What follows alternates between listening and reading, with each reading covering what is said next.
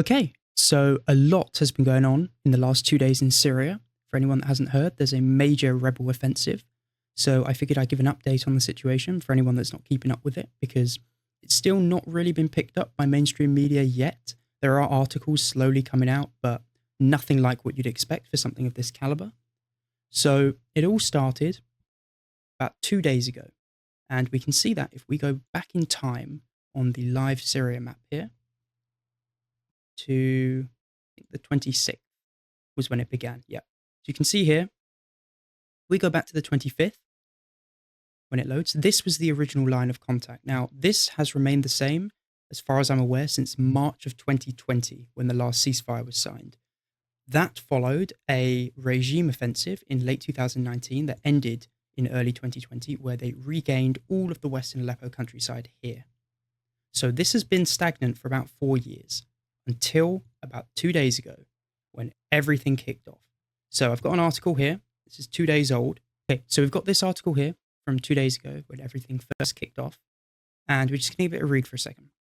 Syrian rebels launched a new operation against regime forces on Wednesday, reportedly capturing several villages as regime and Russian forces launched airstrikes on rebel-held northwestern Syria. Now, this is a very important point to note here. One of the main reasons, at least ostensibly, for this rebel offensive in the last few days is they claim that the Assad regime, the Syrian Arab Army, has been targeting civilians with shelling and airstrikes repeatedly since the ceasefire in March of 2020. Now, I do have an article that I'll bring up here in a second, which shows that. Let me just find it. So there's an article here that I found that speaks about it. 2 killed in Syrian regime shelling in Idlib. So this was on, let's have a look, the 21st of September. And it's the Syrian Observatory for Human Rights reporting that the Syrian army targeted the town of Tatanaz, I think it's pronounced, in rebel-held Idlib, killing 2, including a child, and injuring 8 others. I have another article just over here. Relentless bombing and constant death, a bleak start to 2024 for Syria. So this is obviously from the start of the year, and this talks about how there's been constant regime and Russian shelling and airstrikes in northwestern Syria since the start of the year. For example, artillery hitting the town, bakery, mosque, electricity facility, general assault on villages, 6 people and 11 more injured, including children. So this has been a concern that the rebels have claimed has been ongoing for years now, since the ceasefire. And again, this is the main justification that they're giving for this recent offensive. So if we go and take a look at the map, there are 2 prongs to this offensive. The first one, up here, just west of Aleppo, and one further south here in Sarakib, towards Sarakib. So 2 prongs. Now, as far as I'm aware, and the article does mention this, here we are. It's in this France 24 article that I had pinned. So Hayat Tahrir al-Sham, which is HTS, this is an Islamist jihadist organization, which is the main controlling faction within the Syrian Salvation Government, which is the rebel-controlled opposition government. This is the main group behind this offensive, as far as I can tell. We have small elements of the Syrian National Army, which is the Turkish proxy allied group that have taken part, but it mostly seems to be a HTS operation. So if we go back to the map here, we can see again, it all started on the 26th. They started attacking towards Aleppo in the western Aleppo countryside and towards Sarakib. We go forward to the 27th. We can see continued advancement towards Aleppo and Sarakib. 28th, this being yesterday, we can see that they've made it much further towards the kind of outer suburbs of western Aleppo here, and further south here, taking numerous villages around the southern part of the Aleppo countryside. And today, the 29th, it's just absolutely crazy. I mean, it's all kicked off. You can see here how far they've got into the city itself. I'll show you some more updated maps in a second because live map can't even keep up with what's going on here. But you can see it's just absolutely crazy. If we go to yesterday, an IRGC commander, a general, was actually killed in this fighting. I don't know how or why he was so close to the front line, but he was actually killed, and this has been confirmed. This obviously has most likely not helped the response to this offensive because he was most likely there, presumably, to organize the defense. Now, this kind of leads into the reason for this and the timing of this attack. And I think really it should be quite obvious. Russia, one of the main benefactors of the Assad regime, have their hands full in Ukraine right now. And Hezbollah was estimated to have sent about 40,000 troops, from what I read, into the Syrian civil war. And it really helped to turn the tide with those additional trained ground forces in the kind of early mid-2010s when the war was really kicking off. And they've been absolutely smacked around by Israel in the last few months. So Hezbollah has been neutered. Russia is busy. Of course, to the rebels, this must seem like the perfect opportunity to retake some ground. And they've done really, really well. So this CNN article from today kind of tells the story of the day. Rebels claim to have entered Syria's second largest city. And yes, that is the current news of the day. They have breached the city and they have made it quite far into the city. So we've got this tweet. As you can see, they are tearing down a poster of someone, most likely Assad, from the looks of it. This is inside of Aleppo, in western Aleppo. We have more HTS fighters in New Aleppo here. This is a district, if I show you on the map, we go up to Aleppo. It's around here. It's in western Aleppo. So they've obviously made it quite far in here. Now, Russia has responded by airstriking Idlib, of course, as they love to do. We have some reports of fatalities. However, everything seems to be focused on the offensive right now. So there's not too much information that I've seen about the airstrikes, but they are occurring to some degree. Now, this is the big news. Sarakib. It has been confirmed, visual confirmation here, that Sarakib has been taken by HTS. And this is the major town to the south, much further south, here. This has been taken, as far as we're aware right now, as far as we know, this has been taken by rebel forces. And I'm recording this video at about 3:45 UK time on the 29th of November. So Sarakib has fallen. Now, this map, I can't verify it, appears to show the rebel advancements into Aleppo. Now, as you can see, they are much further ahead than live map. Again, we can't verify most of this. We have visual confirmation of HTS forces in New Aleppo. I have seen confirmation of rebel tanks moving past the arena, which I believe is around here. Here we go, the Aleppo International Stadium.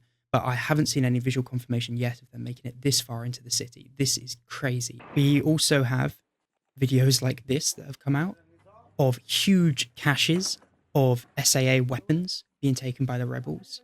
It looks honestly like they've just dropped and ran and left a lot of this stuff. It's absolutely mental. I mean, look at all of this. Just left, just abandoned.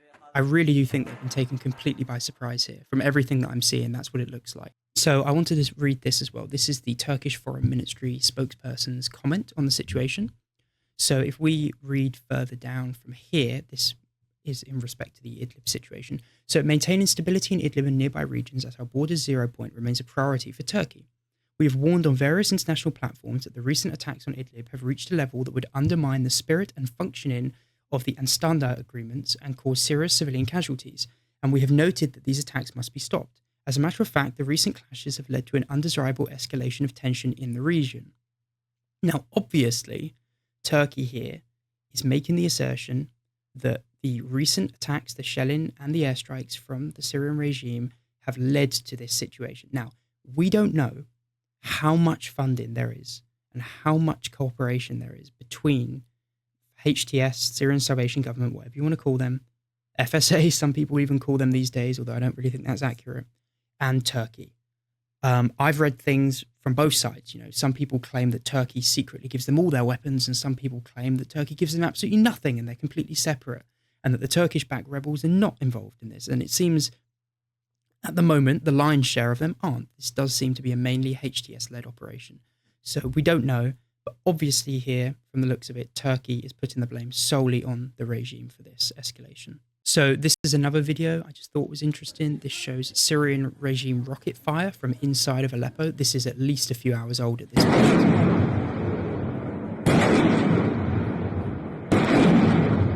But you can see the angle of those rockets means that rebel forces can't be too far away.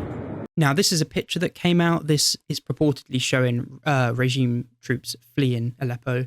I can't verify this. This came out a few hours ago, but supposedly that's what's happening here. This is one of the first photos we had of rebels moving into the city proper. This is, again, maybe 3 or 4 hours old at the time I'm recording this.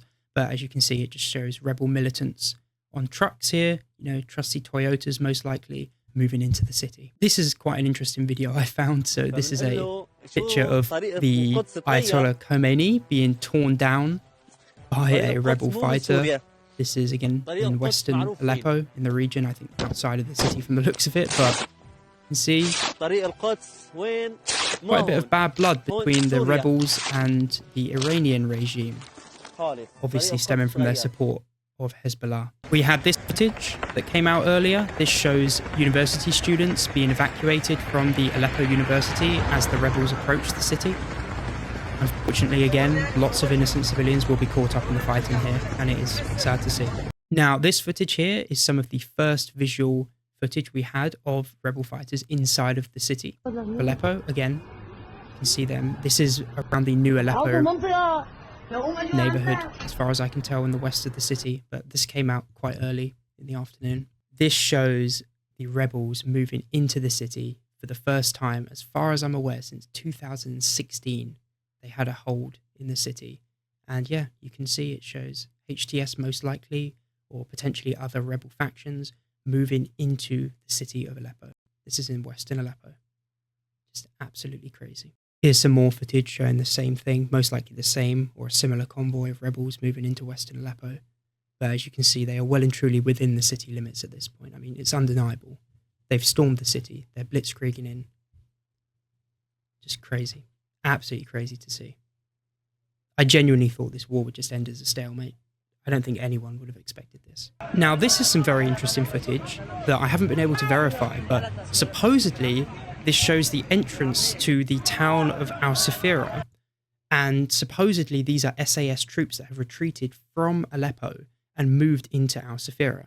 So if I go to the map, I'll show you where that is now. We take a look. Al-Safira is over here. So if this is true, and that regime forces have retreated from Aleppo to Al-Safira, then that really does show the state of the SAA in the Aleppo region right now. I mean, that honestly cannot be good news for the regime and their forces if they're retreating already from the city limits. I mean, I don't think I've seen any videos. I mean, obviously I can't show the graphic ones on this video. There are graphic videos out there. There are some showing multiple bodies. There is even footage that came out, I believe, yesterday morning, supposedly showing a Russian Wagner fighter who had been killed. There are loads and loads of videos out there right now of just tons of bodies, but it really doesn't look like there's any organized resistance right now. It genuinely does look like they have just steamrolled any resistance that was there and any defenses. And at this point, it is just a blitzkrieg for the city center. I mean, I'm going to upload this video most likely around, I don't know, 4:30 or 5 p.m. UK time. It depends how quickly I can edit it and get it out. But by then, they may have already taken the center of the city. I may have to make another update later tonight. It's just absolutely crazy what's going on in Syria. I'll keep you guys updated. I might make another video later today. I just thought I'd make this because it hasn't really been picked up by mainstream outlets yet, at least in large numbers. And I know a lot of people are following the current situation. So I thought I'd kind of, gather a lot of the information and put it all in one place here for anyone that doesn't have time to go trawling through all the Telegram channels and tweets and maps and everything. So yeah, I'll see you guys later.